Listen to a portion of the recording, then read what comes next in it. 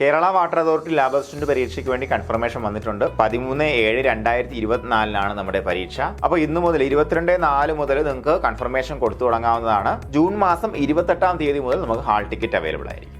അപ്പോൾ ഈ പരീക്ഷയെക്കുറിച്ച് പറയുകയാണെന്നുണ്ടെങ്കിൽ നിങ്ങൾക്ക് എല്ലാവർക്കും അറിയാം അല്ലെ, +2 സയൻസ് എടുത്ത് പഠിച്ച എല്ലാ പേർക്കും അപേക്ഷിക്കാൻ പറ്റുന്ന ഒരു പരീക്ഷയായിരുന്നു. ഇതിന്റെ പരീക്ഷ വിളിച്ചപ്പോൾ തന്നെ നമ്മുടെ മുന്നിലുണ്ടായിരുന്ന ഒരു വലിയ ചോദ്യചിഹ്നത്തിന്റെ സിലബസ് ആയിരുന്നു. അതിന് വളരെ വ്യക്തമായിട്ട് ചിത്രം അവർ തന്നിട്ടുണ്ട്. MLT 50 മാർക്ക് വന്നിട്ടുണ്ട് അല്ലേ. അപ്പോൾ ഇത് വളരെ സിമ്പിൾ ആയിട്ട് സ്കോർ ചെയ്യാൻ പറ്റുന്ന ഒരു ഏരിയയാണ്. ഈ പരീക്ഷയ്ക്ക് വേണ്ടി പ്രിപ്പയർ ചെയ്യുന്നവർക്കുള്ള പ്ലസ് പോയിന്റ് എന്താണെന്ന് ഞാൻ പറഞ്ഞുതരാം.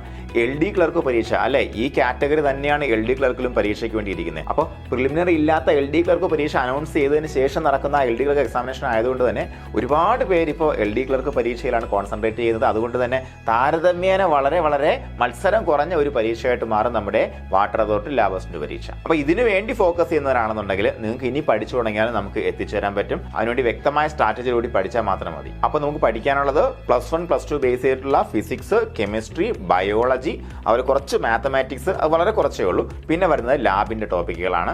ഇത് വളരെ കൃത്യമായിട്ട് നമുക്ക് ഏകദേശം ഒരു 200ഓളം ക്ലാസ് കൊണ്ട് പഠിച്ചു തീർക്കാൻ പറ്റുന്ന ഒരു ഏരിയയാണ്. ഈ വരുന്ന 60 ദിവസം നിങ്ങൾ ഇതിനുവേണ്ടി ഒഴിഞ്ഞു വെക്കുകയാണെന്നുണ്ടെങ്കിൽ നമുക്ക് ഉറപ്പായിട്ടും ഇതിലൊരു വ്യത്യാസം ഉണ്ടാക്കിയെടുക്കാൻ പറ്റും. അപ്പോൾ നമ്മുടെ വ്യത്യസ്തമായ സ്ട്രാറ്റജിയെ പറ്റി കൂടുതൽ അറിയാൻ താല്പര്യം ഉണ്ടായിരിക്കും നിങ്ങൾക്ക്. അതിനെക്കുറിച്ചെല്ലാം നമുക്ക് നേരിട്ട് ഡിസ്കസ് ചെയ്യാം സൗജന്യ വെബിനാറിലൂടെ. അതിനുവേണ്ടി നിങ്ങളുടെ പേരും ജില്ലയും KW ലാബ് അസിസ്റ്റന്റ് എന്ന കോഡും കൂടെ താഴെ കാണുന്ന നമ്പറിൽ വാട്സാപ്പ് ചെയ്താൽ മതിയാകും.